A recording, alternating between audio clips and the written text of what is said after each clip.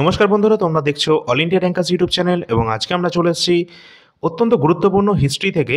দিল্লি সুলতান। দিল্লি সুলতানি এমন একটি বংশ যেটা মধ্য ভারতের ইতিহাসের অত্যন্ত গুরুত্বপূর্ণ টপিকের মধ্যে একটি টপিক। এখান থেকে প্রশ্ন আমাদের প্রতিটা পরীক্ষায় আসে। সামনে যারা এসএলএসটি দিতে যাচ্ছ তোমাদেরও এখান থেকে প্রশ্ন আসবে।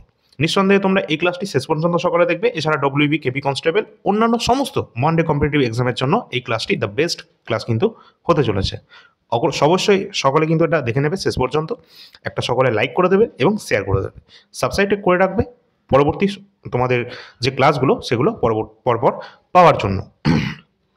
এই টপিকে এই ক্লাস থেকে আমরা কিন্তু টোটাল 66টি কোয়েশ্চেন কিন্তু দেখে নেব এমসিকিউ ফরম্যাটে, যেগুলো দিল্লি সুলতানি বংশ থেকে রয়েছে। দিল্লি সুলতানি কোন কোন বংশ, একদম দাস থেকে শুরু করে লোদি বংশ পর্যন্ত আমরা কভার করে নেব এই ক্লাসে। আর তোমাদের যাদের সামনে এসএলএসটি, তোমাদের হিস্ট্রি যাদের প্রয়োজন রয়েছে, অবশ্যই তোমরা ডিসক্রিপশন বক্সে একটা নাম্বার পাবে, সেই নাম্বারটা তোমরা যোগাযোগ করবে। সেখানেই তোমরা হিস্ট্রির দ্য বেস্ট কন্টেন্ট কিন্তু ওখানে রয়েছে, সেটা কিন্তু তোমরা পেয়ে যাবে। এছাড়া টেলিগ্রাম চ্যানেলে সকলে যুক্ত হয়ে যাবে, এর লিঙ্কও কিন্তু ভিডিও ডিসক্রিপশন বক্সে দেওয়া রয়েছে এবং সেখানে এই হিস্ট্রির ডেমো পিডিএফও শেয়ার করা আছে। প্রথম প্রশ্ন, দিল্লি সুলতানের প্রথম রাজবংশ কোনটি?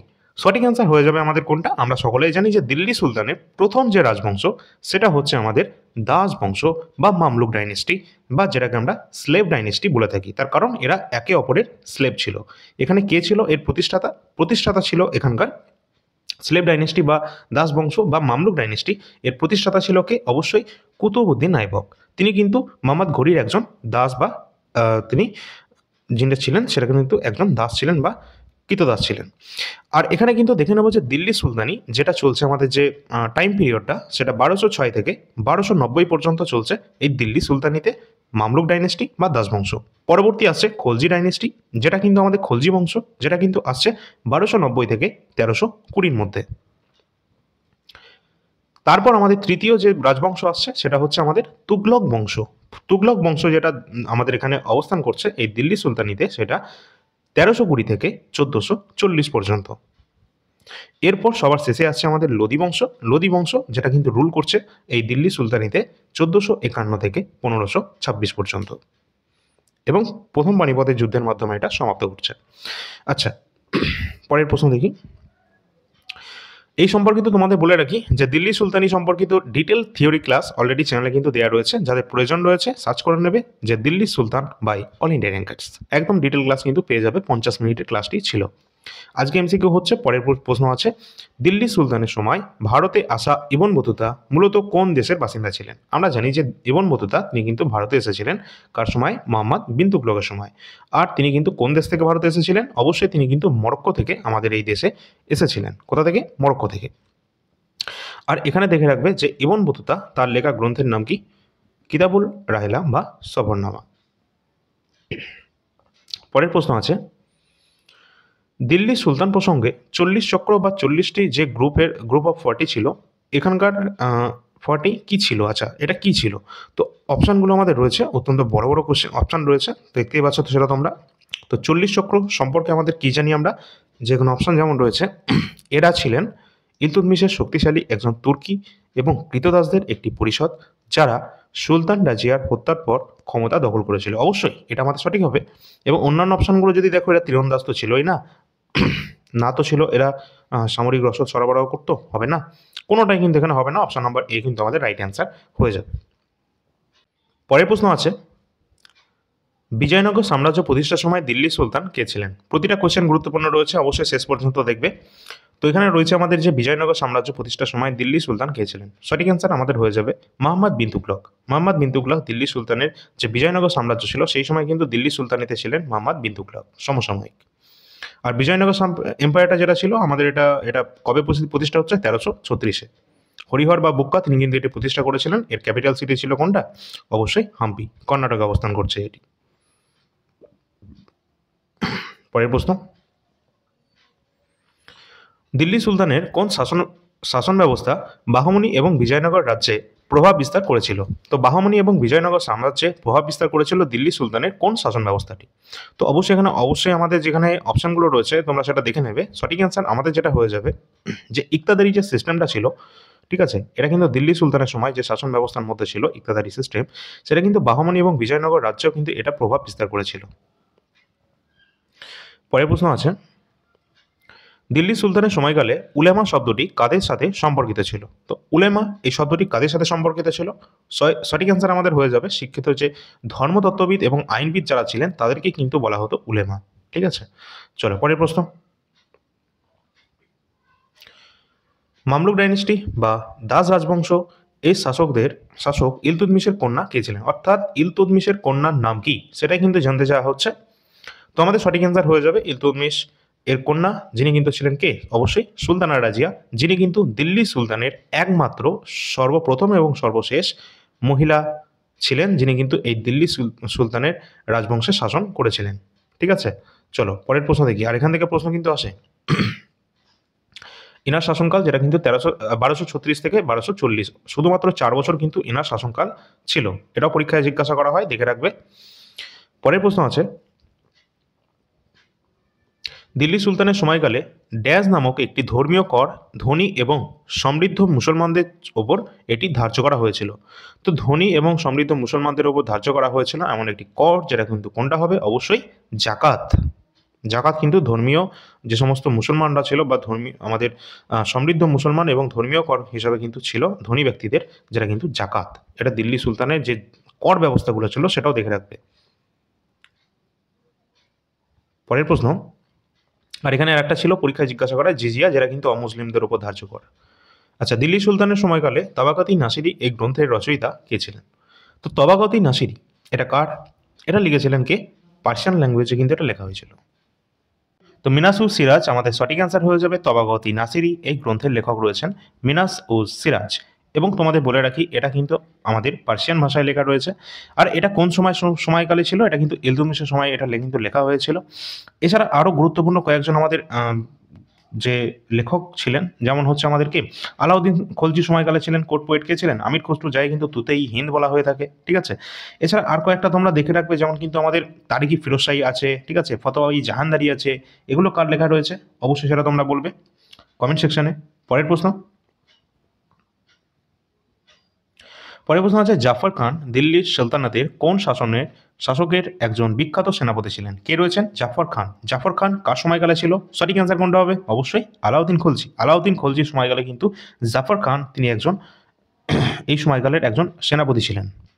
পরের প্রশ্ন আছে, নিম্নলিখিত শাসকদের মধ্যে কে পৃথ্বীরাজ চৌহানের আগে দিল্লি শাসন করেছিলেন? পৃথ্বীরাজ চৌহানের আগে দিল্লিতে শাসন করেছিলেন নিম্নের মধ্যে কে? অপশান 4টে রয়েছে, অবশ্যই আমাদের সঠিক অ্যান্সার কোনটা হবে?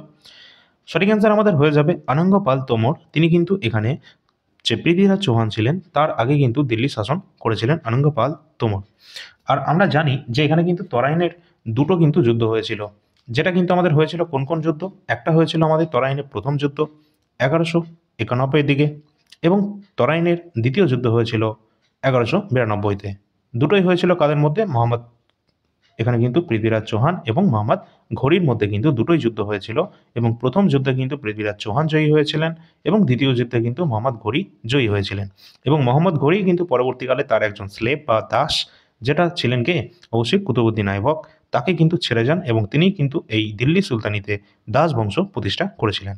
ঠিক আছে, তো এখানে কিন্তু অবশ্যই পৃথ্বীরাজ চৌহান, তার আগেও কিন্তু আমাদের আনঙ্গপাল তোমর তিনি কিন্তু রাজত্ব করেছিলেন। আর এটা এসএসসি সিজিএল এ অলরেডি কিন্তু চলে এসেছে। আগামী দিনে সমস্ত এক্সামে কিন্তু আসতে চলেছে। তোমাদের এসএলএসটি আছে বলে ভেবো না যে এটা আসবে না। ঠিক আছে, তো তারিক ই মোবারক শাহী নামক একটি ফার্সি যে ভাষার দিল্লি সুলতানের ইতিহাসে কে রচনা করেছিলেন? তো তারিক ই মোবারক শাহী যেটা কিন্তু করেছিলেন কে? অবশ্যই আমাদের সঠিক অ্যান্সার হয়ে যাবে ইয়াহিয়া বিন সিরিন্দি। ইয়াহিয়া বিন আহমেদ সিরিন্দি তিনিই কিন্তু এই তারিক ই মোবারক শাহী যেটা কিন্তু ফার্সি ভাষায় রচিত এই গ্রন্থের লেখক ছিলেন। ঠিক আছে, আচ্ছা পরের প্রশ্ন, ইবন বতুতা যখন ভারতে এসেছিলেন তখন দিল্লি সুলতানিতে কে ছিলেন? তো ইবন বতুতা যখন মরক্কো থেকে আমাদের ভারতে আসছেন তখন কে ছিলেন? তখন ছিলেন কে? Mohammad bin Tughlaq. Option number C, Mohammad bin Tughlaq তিনি কিন্তু ছিলেন ইবন বতুতা যখন ভারতে এসেছিলেন মরক্কো থেকে। পরের প্রশ্ন, তোমাদের বেশি কিছু বলছি না, তার কারণ তোমাদের 66টা প্রশ্ন আছে, আমাদের শেষ করতে হবে, না হলে অনেক বড় হয়ে যাবে ক্লাসটি। তুঘরিল বেগের মৃত্যুর পর সুলতানে বলবন কাকে বাংলার গভর্নর হিসেবে নিযুক্ত করেছিলেন?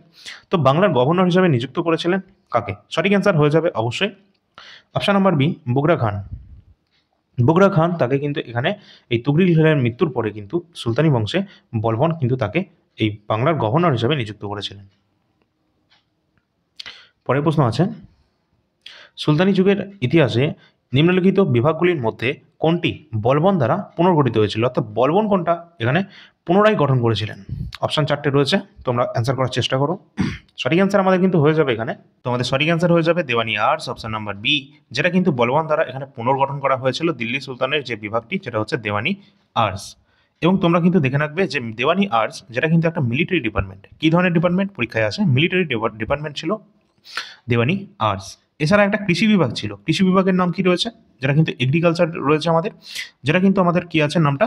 দেওয়ানি কোহি, যেটা কিন্তু কৃষি বিভাগ, ঠিক আছে, এগ্রিকালচারের ডিপার্টমেন্ট আছে। এছাড়া একটা আমাদের আছে রেভিনিউ বিভাগ, ঠিক আছে, যেটা কিন্তু আমাদের করটর এই সমস্ত দেখাশোনার দায়িত্বে রয়েছে, যেটা হচ্ছে দেওয়ানি ওয়াকফ, ঠিক আছে। তো এইগুলো কয়েকটা দেখে রাখবে। পরের প্রশ্ন যাওয়ার আগে তোমাদের 2 মিনিট একটু নিয়ে নিচ্ছি, তার কারণ এখানে কিন্তু ইতিহাসের যারা এক্সাম দিতে যাচ্ছ আমাদের এসএলএসটি, এছাড়া আমাদের যে কোনো আমাদের এক্সাম দাও না কেন, সমস্ত এক্সামের জন্য the history, complete Indian history, তোমাদের এই পার্টটা কিন্তু কভার করে দেওয়া হচ্ছে একটা পিডিএফ এর মাধ্যমে, যেখানে তোমাদের পিডিএফটা তোমরা এখানে দেখতে পাচ্ছ এবং এই নাম্বারটি দেখতে পাচ্ছ, এই নাম্বারে যোগাযোগ করবে, ডিসক্রিপশন বক্সে এই নাম্বারে লিঙ্ক পেয়ে যাবে তোমরা। এখানে তোমরা দেখতে পাচ্ছ আজকে যেমন মধ্য ভারতে ক্লাস নিচ্ছি, সেরকম মধ্য ভারতে তোমরা ডেমো এখানে দেখতে পাচ্ছ। পিডিএফে টোটাল 80টা পেজ রয়েছে এবং মধ্য ভারতের ইতিহাস আমাদের দিল্লি সুলতানি থেকে শুরু হচ্ছে, সুন্দরভাবে কিন্তু পরপর কিন্তু এখানে গোছানো রয়েছে। যেমনটা আমাদের রয়েছে পরপর দাসবংশ, দাসবংশ পরপর চলছে, যে কুতুবুদ্দিনের পর ইলতুৎমিশ রয়েছে, তারপর সুলতানা রাজিয়া, তারপর এরকম চলছে এবং খলজি বংশ শুরু হচ্ছে 1290 থেকে 1320, এইভাবে খলজি বংশ চলছে, তারপর তুগলক বংশ 1320 থেকে 1414, পরপর কিন্তু আমাদের এইভাবে কিন্তু দেওয়া রয়েছে, অবশ্যই তোমরা সেটা দেখতে পাচ্ছ। এছাড়া সবার শেষে রয়েছে 1414 থেকে 1451 সৈয়দ ডাইনেস্টি, সৈয়দ রাজবংশ, এবং এইভাবে কিন্তু আমাদের লোদি রাজবংশের মাধ্যমে 1451 থেকে 26-এ শেষ হয়ে যাচ্ছে এবং এখানে কিন্তু শেষ পর্যন্ত আমরা দেখতে পাচ্ছি পরবর্তী শুরু হচ্ছে বিজয়নগর সাম্রাজ্য। তো অবশ্যই কিন্তু তোমরা যদি প্রয়োজন হয়ে থাকে এই কমপ্লিট ইন্ডিয়ান হিস্ট্রি এই পার্টটা, তাহলে ইন্ডিয়ান হিস্ট্রির জন্য আর কোনো প্রশ্ন তোমাদের যদি সমস্যা তৈরি হয়, তাহলে কিন্তু সমস্যার সমাধান কিন্তু এই পিডিএফের মধ্যে তোমাদের দেওয়া রয়েছে, ঠিক আছে। এর বাইরে কোনো কিছু তোমাদের এক্সট্রা পড়ার কোনো প্রয়োজন নেই। এই পিডিএফটা তোমরা ডিসক্রিপশন বক্সে নাম্বার দেওয়া আছে, ওই নাম্বারে যোগাযোগ করবে, কিছু টাকা পেমেন্ট করলেই তোমরা কিন্তু এই পিডিএফটা পেয়ে যাবে। আর সামনে যারা এসএলএসটি দিচ্ছ, তোমাদের সমস্ত এক্সামের জন্য কিন্তু এটা দ্য বেস্ট হতে যাচ্ছে, কারণ এখানে সিকোয়েন্স ওয়াইজ সুন্দরভাবে কিন্তু পরপর সাজানো রয়েছে। তো এইভাবে কিন্তু প্রাচীন, মধ্য এবং আধুনিক, তার সাথে সাথে কিছু এক্সট্রা ইনফরমেশনও দেওয়া রয়েছে, যেমন এখানে স্লোগান এগুলো আমাদের রয়েছে। তার সাথে আমরা যদি শেষের দিকে চলে যাই, তাহলে কিন্তু আমরা পাবো একদম ওয়ান লাইনার ফরম্যাটে খুব সুন্দরভাবে দেওয়া রয়েছে ওয়ান শর্ট ইন্ডিয়ান হিস্ট্রি, একদম জিস্ট মতো দেওয়া রয়েছে এখানে, প্রশ্ন উত্তর টাইপের, যেখান থেকে প্রশ্ন এখানে 100% এখান থেকে আসবেই, ঠিক আছে। এটা তোমাদের মানো না মানো একদম তোমাদের মানতেই হবে এটা, ঠিক আছে। তো এখান থেকে প্রশ্ন আসবে, সেটা যে কোনো এক্সামেই হোক না কেন। এখানে তোমরা দেখতে পাচ্ছ কারেন্ট অ্যাফেয়ার্স জানুয়ারি থেকে জুলাই পর্যন্ত 2025-এর অ্যাভেলেবেল রয়েছে আমাদের কাছে। আর আমাদের থেকে কেন নেবে, তার কারণ আমরা এনটিপিসি এবং এসএসসি অলরেডি কিন্তু কভার করে দিয়েছি, অলরেডি আমাদের থেকে এসেছে কোশ্চেন। আর তোমাদের বলে রাখি, এখানে প্রতি মাসে তোমাদের 20 টাকা পেমেন্ট করলে তোমরা পেয়ে যাবে টোটাল কমপ্লিট কারেন্ট অ্যাফেয়ার্স। এই 20 টাকার মধ্যে কী কী পাবে, একদম যে মাসের জন্য তোমরা এটা নিচ্ছ সেই মাসের কমপ্লিট 450-র ওপর কিন্তু তোমাদের কোশ্চেন, নাম্বার অফ কোশ্চেন কিন্তু এখানে রয়েছে, দ্য বেস্ট কন্টেন্ট কিন্তু এখানে দেওয়া রয়েছে। এর বাইরে কোনো প্রশ্ন আশা করি তোমাদের পড়তে হবে না। এবং এনটিপিসির যে এক্সামটা আমাদের চলছে এখনো পর্যন্ত, ইতিমধ্যে আমাদের 8 তারিখ হয়তো শেষ এক্সাম রয়েছে এনটিপিসি আন্ডার গ্র্যাজুয়েটে, 8-9 তারিখ। তো অবশ্যই তোমরা যারা যারা এক্সাম দিচ্ছ তোমরা সেটা দেখতেও পারবে, এবং যারা দিয়েছো তোমাদের বলে রাখি যে যারা যারা এক্সাম দিয়েছে তারা অলরেডি বলছে যে 10 থেকে 12টা কারেন্ট অ্যাফেয়ার্স এসেছে, আর যারা পড়েনি তারা তো বলছে 40-এর মধ্যে নাকি 30টাই কারেন্ট চলে এসেছে, কারণ তারা পড়েনি, তারা তো বলবেই। তো যাই হোক, জেনুইন যেটা 10 থেকে 12টা কারেন্ট অ্যাফেয়ার্স তোমাদের এসেছে, এবং তার মধ্যে থেকে 8টা 7টা এরকম কারেন্ট অ্যাফেয়ার্স কিন্তু অলরেডি আমাদের থেকে কমন চলে এসেছে বিভিন্ন শিফটে, ঠিক আছে। তো দেখে রাখবে, স্টুডেন্টরা কিন্তু বলেছে। আর তোমাদের এটাও বলছি, এসএসসির যে ফেজ এক্সাম হয়েছে, এসএসসি স্টেনোগ্রাফার এক্সাম হয়েছে এবং আপকামিং সিজিএল এক্সামে, এখান থেকেই তোমাদের ম্যাক্সিমাম কোশ্চেন কিন্তু চলে আসবে কারেন্ট অ্যাফেয়ার্সের। এছাড়া আমরা কিন্তু অলরেডি বিভিন্ন ক্লাস কিন্তু দিয়েই রেখেছি, টপ 500 কারেন্ট অ্যাফেয়ার্সের সিরিজ, যেটা কিন্তু তোমরা দেখতে পারবো অবশ্যই। এছাড়া 2024-এর জানুয়ারি থেকে ডিসেম্বরের যে কারেন্ট অ্যাফেয়ার্স, যেটা কিন্তু 1200 কোশ্চেন রয়েছে, তার সাথে পাবে একটা জিস্ট, যেটা কিন্তু টোটালটা তোমরা কতর মধ্যে পাবে, 80 টাকার মধ্যে কিন্তু পেয়ে যাবে 2024-এর কমপ্লিট কারেন্ট অ্যাফেয়ার্স। আগামী দিনে যাদের রয়েছে প্রয়োজন আগস্ট 2025-এর কারেন্ট অ্যাফেয়ার্স, সেটা কিন্তু তোমরা আগামী 10 তারিখের মধ্যে পেয়ে যাবে সেপ্টেম্বরের। আগামী দিনে যারা রেলের এক্সাম দিতে যাচ্ছ, আগামী দিনে যাদের এক্সাম রয়েছে রেলওয়ে গ্রুপ ডি বা অন্যান্য এক্সাম রয়েছে 2025-এর রেলওয়ের এক্সাম, তাদের জন্য বেস্ট হচ্ছে আমাদের প্রিভিয়াস ইয়ার। কোথা থেকে পড়বে প্রিভিয়াস ইয়ার? এই 2025-এর যে সম্প্রতি এক্সাম হয়েছে এনটিপিসি গ্র্যাজুয়েট লেভেল, যেখানে 47টি শিফটে কন্ডাক্ট করানো হয়েছিল। টোটাল আমাদের 2000-এর কাছাকাছি কোশ্চেন পেপার রয়েছে, জিকে কোশ্চেন অবশ্যই, যেগুলো কিন্তু তোমরা একদম সুন্দরভাবে বাংলা ভাষাতে সাবজেক্ট ওয়াইজ পাচ্ছ। সাবজেক্ট ওয়াইজ কী ধরনের? যেমন ভূগোল থেকে যে সমস্ত প্রশ্ন হয়েছে একভাবে পেয়ে যাচ্ছ, তারপর ইতিহাস থেকে, ভূগোল থেকে, আমাদের সংবিধান থেকে, ইকোনমিক্স থেকে, current affairs, static GK, art and culture, sports related current affairs, সমস্ত কিছু এই টোটালটা 18টা টপিকে তোমাদের ভাগ করা আছে। টোটাল 82টা পেজ রয়েছে এখানে। এই টোটাল পিডিএফটা তোমরা কিন্তু পেয়ে যাচ্ছ শুধুমাত্র 99 টাকায়। যাদের প্রয়োজন রয়েছে এখনই যোগাযোগ করে নেবে, ডিসক্রিপশন বক্সে নাম্বার দেওয়াই রয়েছে। এছাড়া তোমাদের যেটা পড়তে হবে, যেটা হচ্ছে 2020-21-এর 133টা শিফটে কন্ডাক্ট করানো হয়েছিল আমাদের এনটিপিসি গ্র্যাজুয়েট আন্ডার গ্র্যাজুয়েটে কমন এক্সাম হয়েছিল সিবিটি 1-এ, যেখানে 5000 কোশ্চেন আছে, একটা দুটো নয়, 5000 কোশ্চেন। এই টোটাল কোশ্চেনটা আমাদের কভার করতে হবে আগামী দিনে, যে কোনো এক্সাম তোমরা দাও না কেন রেলওয়ের। প্রিভিয়াস ইয়ার অবশ্যই ইম্পর্টেন্ট সবচেয়ে বেশি রয়েছে। এছাড়া অন্যান্য এই সমস্ত পিডিএফগুলো রয়েছে যেটা তোমরা দেখতে পাচ্ছ, যার যেটা প্রয়োজন আছে সেটা তোমরা নিয়ে নেবে। কারেন্ট অ্যাফেয়ার্স সমস্ত এক্সামের জন্য গুরুত্বপূর্ণ। সামনে যারা আমাদের ওয়েস্ট বেঙ্গলে গ্রুপ সি দেবে, 15 নম্বর আছে তোমাদের জন্য। কারেন্ট অ্যাফেয়ার্স কিন্তু ছাড়বে না ভাই, ঠিক আছে? প্রতিটা কোশ্চেন গুরুত্বপূর্ণ রয়েছে, আর এখান থেকে 100% কিন্তু চলে আসবে আমাদের ওয়েস্ট বেঙ্গলের এক্সামের জন্য। তো চলো আমরা পরবর্তী আমাদের কোশ্চেনে ফিরে আসি। পরের আমাদের প্রশ্ন রয়েছে, দিল্লির নিম্নলিখিত সুলতানদের মধ্যে কে প্রধানত সাম্রাজ্য সম্প্রসারণের জন্য, ভালো করে প্রশ্নটা দেখবে পরীক্ষায় আসে, যে সাম্রাজ্য বিস্তার কে করেছে, সাম্রাজ্যকে ধরে রেখেছে, অর্থাৎ সেটাকে সম্প্রসারণের পরিবর্তে সেটাকে কিন্তু একত্রীকরণ অর্থাৎ ধরে রাখার যে নীতি গ্রহণ করেছিল দিল্লির কোন সুলতান? সে কিন্তু অন্য কোনো রাজ্য অধিকার করেনি, সে শুধু নিজের পৈতৃক যে আগের যে পৈতৃক ঠিক নয়, আগের দাসেদের যে মানে তার কি বলবো, তার যে জনক রয়েছে তাদের যে অ্যাকচুয়াল যে প্রপার্টি রয়েছে সেটাকে ধরে রাখার যে প্রক্রিয়া, সেটা কিন্তু ধরে রেখেছে একমাত্র দিল্লির কোন সুলতান? সঠিক অ্যান্সার হয়ে যাবে আমাদের গিয়াসউদ্দিন বলবন। তিনি কিন্তু সাম্রাজ্য সম্প্রসারণের পরিবর্তে একত্রীকরণের ওপর নীতি গ্রহণ করেছিলেন, এবং তিনি কিন্তু এই ইলতুৎমিশের তৈরি করা 40 চক্র যেটা ছিল তাদের মধ্যেই কিন্তু একজন ছিলেন কিন্তু এই গিয়াসউদ্দিন বলবন, ঠিক আছে? আর তিনিই কিন্তু একটি মিলিটারি ডিপার্টমেন্ট তৈরি করেছিলেন, যেটা হচ্ছে দেওয়ানি আর্চ, একটু আগেই যেটা আমরা দেখলাম। পরের প্রশ্ন, দিল্লি সুলতানের প্রথম এবং একমাত্র মহিলা শাসক যিনি সিংহাসনে আরোহণ করেছিলেন এবং রাজিয়া সুলতান কত খ্রিস্টাব্দে? এখানে আমাদের রয়েছে যে রাজিয়া সুলতান কোন খ্রিস্টাব্দে সিংহাসনে বসেছিলেন। তো আমরা জানি যে দিল্লির একমাত্র প্রথম এবং মহিলা যে শাসক ছিলেন তার নাম সুলতানা রাজিয়া, এবং তিনি কত খ্রিস্টাব্দে সিংহাসনে আরোহণ করেছিলেন? আমরা জানি যে তিনি শুধুমাত্র 4 বছরের জন্য তিনি এই সিংহাসনে বসেছিলেন, 1236 থেকে 1240। আমাদের সঠিক অ্যান্সার হয়ে যাবে অপশন নাম্বার বি। পরের প্রশ্ন আছে, নিম্নলিখিতদের মধ্যে কোন দিল্লি সুলতানেরা রূপার মুদ্রা টঙ্কা এবং তামার মুদ্রা জিতল এটি চালু করেছিলেন? গুরুত্বপূর্ণ। আমাদের সঠিক অ্যান্সার হয়ে যাবে ইলতুৎমিশ। ইলতুৎমিশ 1210 থেকে 1236 পর্যন্ত তিনি এখানে রাজত্ব করেছিলেন কুতুবউদ্দিন আইবকের পরই, এবং তিনি কিন্তু এই রূপার মুদ্রা টঙ্কা এবং তামার মুদ্রা জিতল তিনি প্রবর্তন করেছিলেন। পরের প্রশ্ন, বলবন কোন ঐতিহ্য থেকে সিজদা এবং পাইবস প্রথা গ্রহণ করেছিলেন? অর্থাৎ সিজদা এবং পাইবার যে প্রথা রয়েছে এটি তিনি গ্রহণ করেছিলেন, এটা কোথা থেকে? সঠিক অ্যান্সার আমাদের হয়ে যাবে যে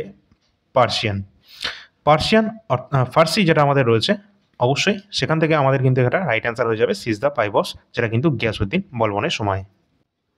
তো চলো পরবর্তী প্রশ্ন দেখি। আর পাইবস মানে হচ্ছে পদচুম্বন করা, সিজদা হচ্ছে আমাদের নতজানু হওয়া। পরের প্রশ্ন, নিম্নলিখিত দিল্লি সুলতানদের মধ্যে কে মেবাদ সম্প্রদায়ের সঙ্গে মোকাবেলা করার জন্য রক্ত এবং লৌহ নীতি গ্রহণ করেছিলেন, অর্থাৎ ব্লাড অ্যান্ড আয়রন পলিসি এখানে গ্রহণ করেছিলেন নিম্নোক্ত কে? সঠিক অ্যান্সার হয়ে যাবে গিয়াসউদ্দিন বলবন। পরের প্রশ্ন, মামলুক স্থাপত্য শৈলী কোন রাজবংশের অন্তর্গত? অবশ্যই আমাদের সঠিক অ্যান্সার হয়ে যাবে স্লেভ ডাইনেস্টি, যেটি 1206 থেকে 1290 পর্যন্ত রাজত্ব চলেছিল। পরের প্রশ্ন, ঘোড়ার পিঠ থেকে পড়ে মারা গিয়েছিলেন, আঘাতপ্রাপ্ত হয়েছে এবং কোন দিল্লি সুলতানের মৃত্যু হয়েছিল? অর্থাৎ ঘোড়ার পিঠ থেকে পড়ে আঘাতপ্রাপ্ত হয়ে কোন দিল্লি সুলতানের মৃত্যু হয়েছিল? সঠিক অ্যান্সার হয়ে যাবে অবশ্যই কুতুবউদ্দিন আইবক, যিনি কিন্তু পোলো খেলতে গিয়ে চৌগান বা পোলো খেলতে গিয়ে তিনি ঘোড়ার পিঠ থেকে পড়ে মারা যান। পরের প্রশ্ন, ইলতুৎমিশের সমাধিটি কত সালে নির্মিত হয়েছিল? সঠিক অ্যান্সার আমাদের হয়ে যাবে সাল 1235 খ্রিস্টাব্দে ইলতুৎমিশের সমাধি এটি কিন্তু নির্মাণ করা হয়েছিল। আর তিনিই কিন্তু টঙ্কা এবং যে আমাদের রয়েছে জিতল কপার কয়েন সেটা কিন্তু ইন্ট্রোডিউস করেছিলেন। পরের প্রশ্ন, দিল্লি সুলতানের সময়কালে কে নরোজ, নরোজ একটি পার্সিয়ান ফেস্টিভ্যাল যেটি কিন্তু পালন করা হয়েছিল কার সময় থেকে? সঠিক অ্যান্সার হয়ে যাবে আমাদের গিয়াসউদ্দিন বলবনের থেকে। তিনি কিন্তু এই পার্সিয়ান ফেস্টিভ্যাল নরোজ চালু করেছিলেন।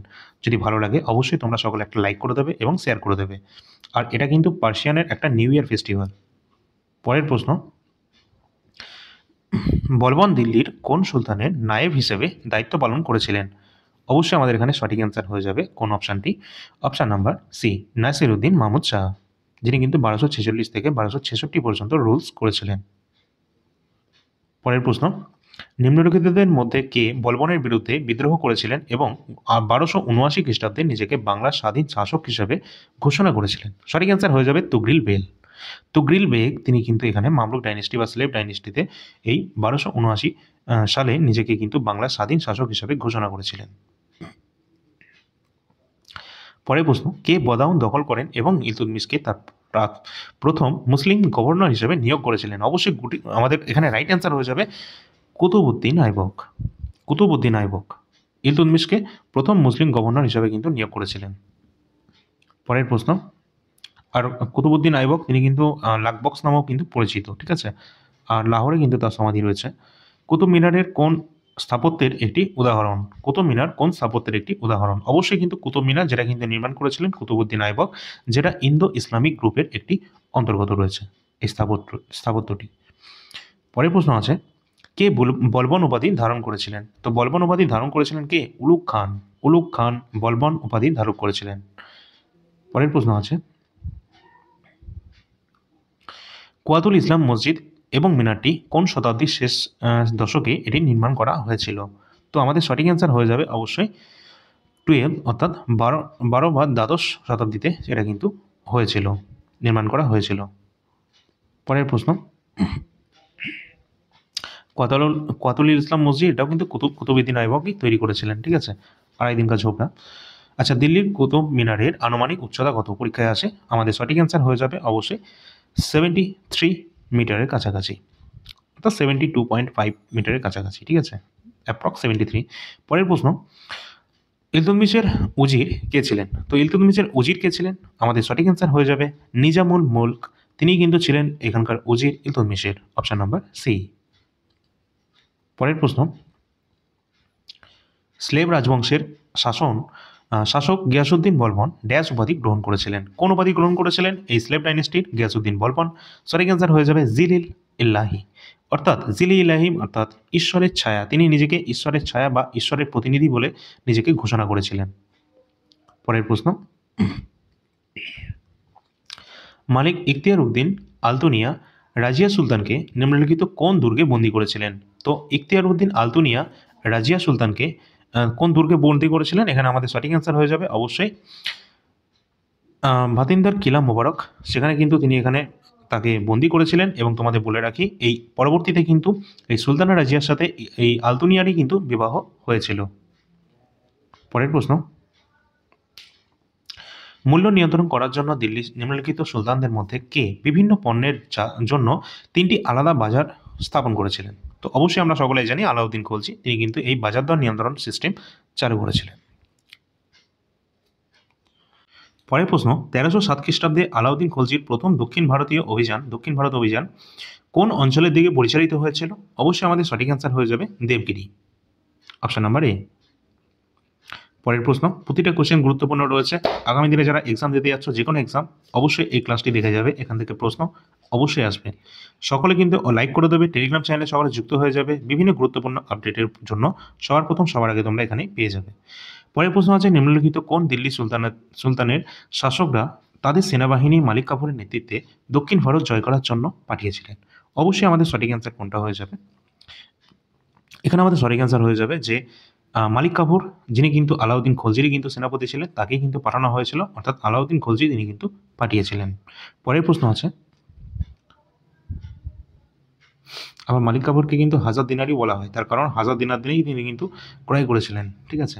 আচ্ছা, বাজার নিয়ন্ত্রণ করার জন্য দিল্লি কোন সুলতান বাড়িদ, অর্থাৎ গোয়েন্দা কর্মকর্তা এবং মুনহিয়ান, যেটা কিন্তু রয়েছে গুপ্তচর নামক কর্মকর্তাদের নিযুক্ত করেছিলেন? অবশ্যই আমাদের সঠিক অ্যান্সার হয়ে যাবে যেটা Alauddin Khalji. Option number B.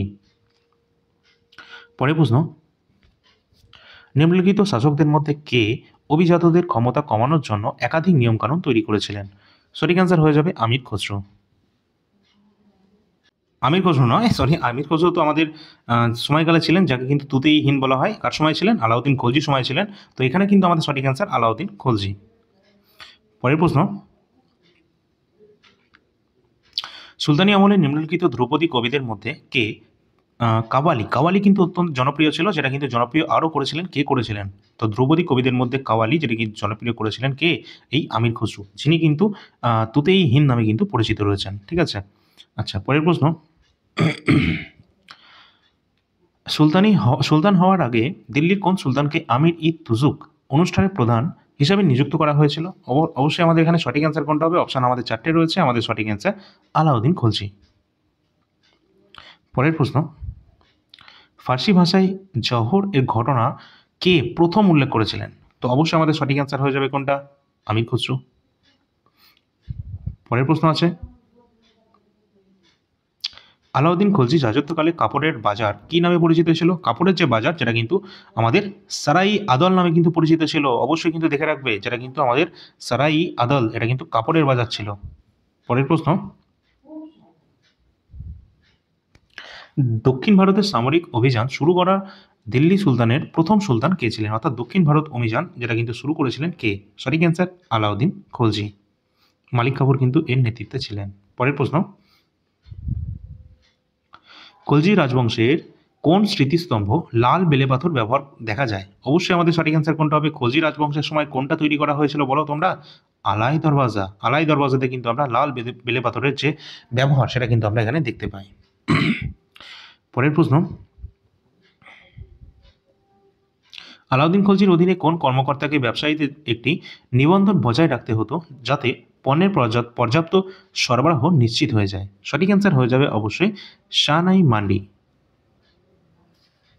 যেটা কিন্তু আমাদের ব্যবসায়ীদের একটি নিবন্ধন বজায় রাখতে হতো পণ্যের। পরের প্রশ্ন, শাসক আলাউদ্দিন খলজির আমলে কত ধরনের কর প্রচলিত ছিল? অবশ্যই সেই সময় কিন্তু তিনটে ধরনের কর এখানে প্রচলিত ছিল। পরের প্রশ্ন, নিম্নলিখিত কোন দিল্লি সুলতান রাজত্বকালে বেগমপুরী মসজিদ নির্মিত হয়েছিল? তো বেগমপুরী মসজিদ যেটি কিন্তু নির্মাণ করা হয়েছিল, এটা মোহাম্মদ তুগলকের সময়কালে। Option number D. পরের প্রশ্ন আছে, নিম্নলিখিতদের মধ্যে কে খাজা মঈনুদ্দিন চিশতির আজমের দরগাহ পরিদর্শনে যাওয়া দিল্লির সুলতানের প্রথম সুলতান হয়েছিলেন? অর্থাৎ এখানে কিন্তু খাজা মঈনুদ্দিন চিশতির আজমের দরগাহ প্রদর্শনে যাওয়া দিল্লি সুলতানের প্রথম সুলতান কে ছিলেন? সঠিক অ্যান্সার আমাদের কোনটা হবে? অবশ্যই এখানে মোহাম্মদ বিন তুগলক। অবশ্যই আমাদের সঠিক অ্যান্সার হয়ে যাবে মোহাম্মদ বিন তুগলক। পরের প্রশ্ন আছে, কৃষি উন্নয়নের জন্য মোহাম্মদ বিন তুগলক নিম্নলিখিত কোন নতুন মন্ত্রণালয় প্রতিষ্ঠা করেছিলেন? যেটা কিন্তু ছিল আমাদের কি? দেওয়ানি আমিরি কোহি। দেওয়ানি আমিরি কোহি, কৃষি উন্নয়নের জন্য, এটা এগ্রিকালচার ডিপার্টমেন্ট। পরের প্রশ্ন, নিম্নলিখিতদের মধ্যে কোন সুলতান তার রাজধানী দিল্লি থেকে দৌলতাবাদে স্থানান্তর করেছিলেন? অবশ্যই আমাদের সঠিক অ্যান্সার হয়ে যাবে মোহাম্মদ বিন তুগলক। তিনি তার রাজধানী দিল্লি থেকে দৌলতাবাদে স্থানান্তর করেন। এই জন্য কিন্তু অনেক সময় তাকে পাগলা রাজাও বলা হয়, তার কারণ তিনি বিভিন্নবার কিন্তু তার রাজধানী স্থানান্তর করেন। হ্যাঁ, তা আবার কিছু বলবো না আর। তুগলক রাজবংশের শাসনকালে কে ভারত আক্রমণ করেছিলেন? তো তুগলক রাজবংশের শাসন আমলে ভারত আক্রমণ কে করেছিলেন? অবশ্যই তৈমুর লং। তৈমুর লং কত সালে করেছিলেন? 1398 খ্রিস্টাব্দে মোহাম্মদ বিন তুগলকের সময়কালে তিনি কিন্তু এখানে ভারত আক্রমণ করেছিলেন নাসিরুদ্দিন মাহমুদ শাহের সময়কালে। ঠিক আছে, নাসিরুদ্দিন মাহমুদের সময়কালে তিনি এই 1398 খ্রিস্টাব্দে তিনি কিন্তু এখানে ভারত আক্রমণ করেন। পরের প্রশ্ন, নিম্নলিখিত কোন শহরটি গিয়াসুদ্দিন তুগলক দ্বারা প্রতিষ্ঠিত হয়েছিল? তো গিয়াসুদ্দিন তুগলক দ্বারা প্রতিষ্ঠিত হয়েছিল নিম্নের কোন শহরটি? অবশ্যই তুগলকাবাদ। Option number D. পরের প্রশ্ন, মোহাম্মদ বিন তুগলকের উত্তরসূরি কে ছিলেন? মোহাম্মদ বিন তুগলকের উত্তরসূরি কে ছিলেন? অবশ্যই আমাদের রাইট অ্যান্সার হয়ে যাবে কে? ফিরোজ শাহ তুগলক। পরের প্রশ্ন,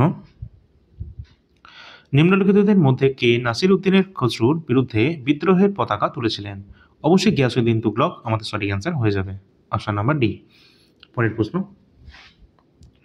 নিম্নলিখিতদের মধ্যে কে আজাজ কুমার নামক একজন মদ প্রস্তুতকারক উচ্চ প্রশাসনিক পদে নিযুক্ত করেছিলেন?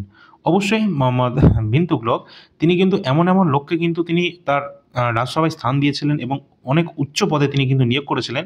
তার জন্যই কিন্তু তিনি পাগলা রাজা নামে পরিচিত। ঠিক আছে? তো অনেক খারাপ জিনিস তিনি করেছিলেন, তার আমলে হয়েছিল।